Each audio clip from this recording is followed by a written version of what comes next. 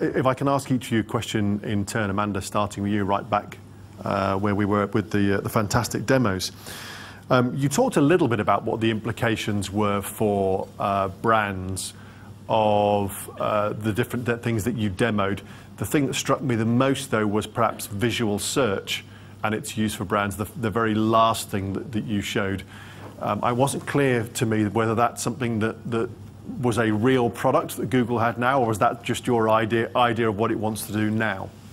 Okay, so just to clarify, can people hear me at all?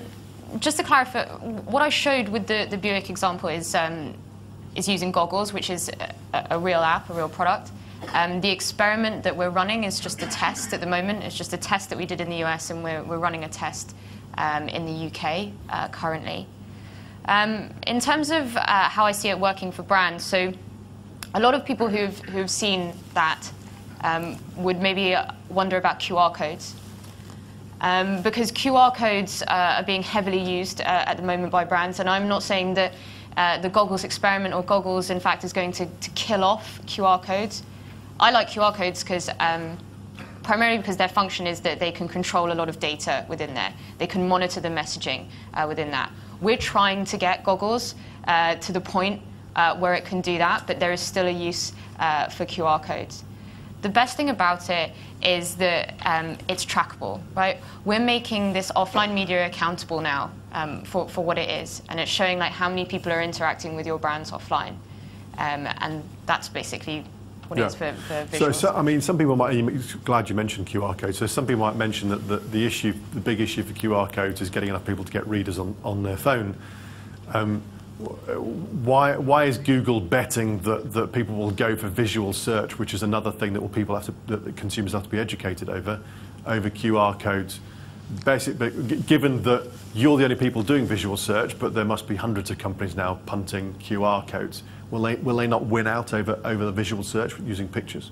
Yeah, I mean, well, we're not trying to kill anything or to replace anything. We're just, and we're not putting like kind of a huge bet on it. What we're doing is that we're always testing to see kind of what's going to be easier for the user, and what's going to be the kind of the best experience. So a lot of phones these days, a lot of smartphones actually do come with barcode scanners, and there are a lot of apps, existing apps, that come with barcode scanners. So any kind of grocery app that you have now, like things like Ocado or Tesco, are already putting barcode scanners in there. So I'm guessing this is why the adoption of QR codes is so high. What we're doing is we're just always trying to test and always trying to innovate with visual search. There are a lot of people who are doing visual recognition at the moment. You heard about like augmented reality. Again, that's something that uses kind of the camera functionality to deliver information. In terms of other innovations that we're doing and how it affects brands, are things like voice search that you saw me demo, which like Ocado now puts in their app as well, because they recognise that people don't want to spell out their whole grocery list. And there are certain kind of barriers to that, and so they've put that in there. They've recognised that, they've worked with us, they put it in there, and that's something that I find really cool. So for Google, you were saying the user is right at the centre of everything you're doing. Stephen, what I heard from you that really sparked my interest was that actually you're not sure whether you can even trust the user or what they tell you they do, and this whole area that you've got of kind of passively monitoring what consumers are doing is actually a better way of understanding them, because actually it seems that you want to measure what people do, not what people say they do. Is that right? Partially. Ideally, we need both. The problem with traditional market research is that it's very much skewed towards what people say. And you can get a lot of information from what people say, but not all of it. There's a general sort of rule of thumb that goes around the industry that says that about 20% of what people's heads is actually people are able to articulate verbally. That ratio might vary. If you're talking to women in New York, it might be about 40%. If you're talking to blokes in the UK, it's probably less than 10. But clearly, getting beyond the rational layer and getting beyond just what people are able to recall and articulate verbally is really, really important in that industry. And mobile gives a whole plethora of opportunities to be able to do that. But I guess the learning for us is that mobile isn't really necessarily a substitute for traditional market research. It's a complement traditional market research. There'll always be a role for questioning. There'll always be a role for actually asking people what they think. Being able to supplement that through some of the tools that I demonstrated by increasing the engagement and having a more of a continuous engagement is really the real white space opportunity that mobile offers, where you're not just limited to a 20-minute interview at a PC or on the street. You're not just limited to being able to capture people at a certain period of time. You can actually, via the ExoBrain device, engage people throughout the day and start to capture information around time and place, which is so important to so much of what we do. And all of our clients are interested in more and more in actually how people are engaging with their brands and their products, specific to certain locations and specific to certain times of day. So I found Amanda's Chrome to phone demo really interesting, because actually it parallels work that we're doing where, for example, we would have a traditional questionnaire on a PC, but then send that consumer via their mobile device to capture other types of things that you wouldn't get in a traditional PC interview. So using my washing powder example, we would get the detailed questions on washing powder preferences on the PC interview, but then we would ask the same consumer to then, when they're actually doing the washing, firing up the washing machine, to take a picture. Show us your kitchen, just capture it on your mobile device and upload it seamlessly. That captures the location, that captures the time in which activity is occurring, and that's information you can't get in a traditional environment. So I guess the message that we have for all of our clients is, look not at the mobile as replacing traditional research, but it's actually opening up new ways and new types of information to understand how people live their lives. So you see it's complementary. Russell, what I heard from you was mobile is basically killing a whole range of other industries. Presumably your argument is going to be that mobile will kill paper coupons. How long is that going to take before that's done?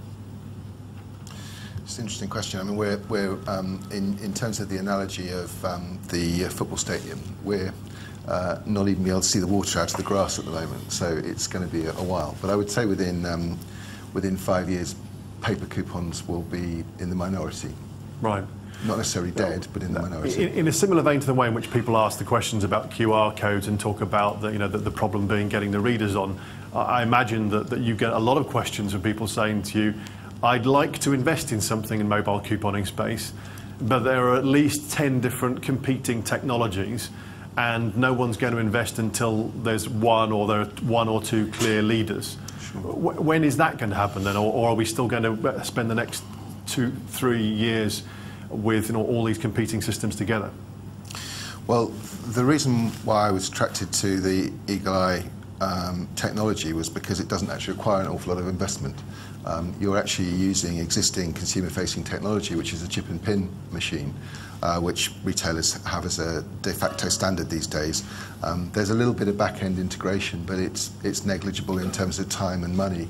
So basically, most retailers, and there's a few exceptions because it depends on their chip and pin providers, but most retailers, most of the time, can get up and running within a few weeks, if not months, and the cost is very negligible.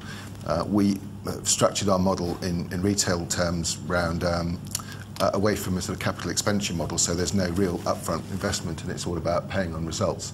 So another way of looking at the business perhaps is we're bringing pay-per-click into the real world and bridging from the digital world into the real world. People, retailers, brands only pay when coupons are used, and therefore it's a payment by results process. So I think we have a solution which is kind of practical today, but at the same time we have future-proofed the business in the sense that we've got NFC card readers through the chip and pin terminals when they're ready and when people have their phones. Yeah. Chris, obviously what you focused on was part of that was doing away with paper as well and getting through to having the barcode readers on the phone. Do you think NFC is something that's likely to replace those scannable barcodes within the next few years for you? I mean, there's a lot of talk about NFC in the travel industry. You've got companies like Qantas are starting to use it for certainly domestic bag tagging, so that you don't need to put the paper label on there, it's NFC. Mixed results, but generally quite encouraging. But for the boarding pass element, we've still got the situation that we need some type of visual system for the customer as well. So NFC might be there, it might be touch instead of scan. but the customer still needs to know which seat number they're in and things. So it's not a huge improvement for us. Yeah. So right at the end, the point you were making was that you've managed to achieve what you've done so far with small, limited budget. Let me ask you the million-dollar question. And if you had unlimited budget to invest in mobile, what would you invest in next that would make a big difference for BA's mobile strategy? I think there'd be a couple of areas that we would look at doing. I'd like to improve how we sell. So I think mobile selling is still early days, and I think mobile payment is actually taking the payment is the challenge at the moment for us. Yeah. But I would certainly invest in that area, and then I would also invest a little bit more in the experiential side of travel. What we've built for the mobile phone is quite process driven. It makes that process easier. You've got this grungy, horrible steps that you have to go through if you are going to get on board an aeroplane to go somewhere nice, and we've tried to make that as nice as possible and seamless and easy. But once you get to that great destination or where you're thinking about where to go next, I think mobile and tablet in particular offer some good opportunities as well. So you want to extend the brand into the rest of the travel experience post-airport? Where it's relevant for the brand. Where it's relevant. Okay. I'm going to open up to the people to ask questions from the floor, because there were a couple of hands at the back there. Hi, it's Ryan Afshar from Time Magazine.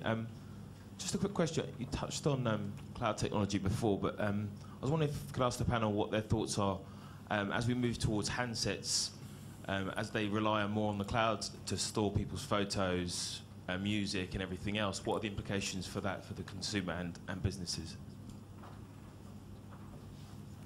Anybody in particular want to grab the question about the cloud?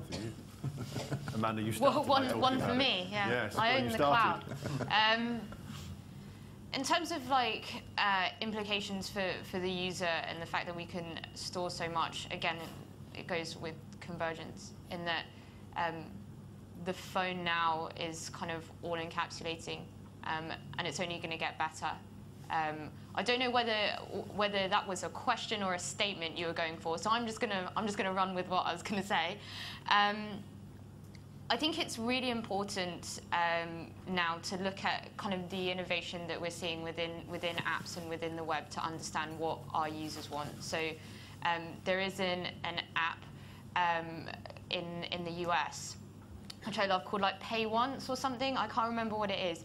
And it basically just kind of organizes your life, pretty much sorts everything out from your bills to if someone's birthday is coming up to how much money you have to spend on them and things like that. I think that the phone shouldn't replace general human contact, but it's good to have everything stored in once. I touched briefly upon Google Wallet, and this is something that I think exemplifies the power of the cloud and what is the next level. I don't know if anyone's had a play around with Wallet.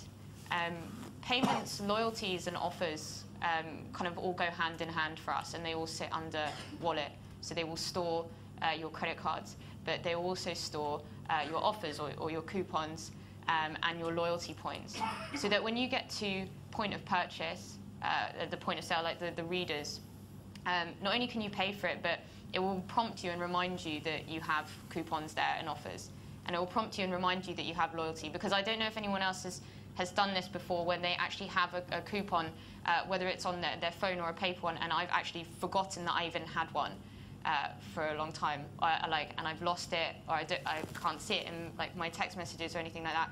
So having that phone to be able to remind you and to prompt you and to have it all collated into one thing seamlessly is really important for me and for our users. So again, that's what we're trying to do. Sorry, I don't even know if I answered that right. Does that even make sense? Am I even talking? Well, I'm going to allow one more question, and kind of appropriate. I'll let Alex Meisler, who's the co-chair of MMA UK, ask the last question. Well done. Thanks very much. I'm going to cheat, actually, and ask almost two questions for Chris. After your initial poorer experiences, how hard was it to persuade senior management to embrace mobile again? And then subsequently from that, and based on your current experiences, is mobile now central to the digital strategy moving forward, or is it still a nice to have in the view of senior management? Two interesting questions, thank you. When you invest a lot of money as a big corporate and it doesn't work, that's remembered. So there were a few challenges, and it was probably made worse by BA's internal IT strategy. So we were, you know, I'm trying to convince senior managers that this great thing's about to happen in the outside world, and at the same time they've got the 20 quid phone that you bought from Argus that we're giving them with no data plan and everything locked down, and they just don't see and experience it. So, you know, it took a little bit of seeding. You know, we went out, we bought some smartphones, we gave them to people to use, we showed them the stats, but, you know, over the last few years it's certainly been visible and it's become an awful lot easier. Whether it's central to the strategy, you know, you can't really say any particular piece is central to the strategy. It's definitely in there in the marketing mix, it's definitely in the customer service mix, and it's rapidly becoming part of the sales mix as well. Perfect, thank you. It seems appropriate to let a brand guy have the final word. So on that, I'm sure that people will answer questions for you back at the back of the room there for the networking bit, which you can stay and have some pastries and tea and coffee. In the meantime, please join me in thanking Stephen Yap from TNS, Amanda Rosenberg from Google, Russell Buckley from Eagle Eye, and Chris Carmichael from British Airways. Thank you all for coming.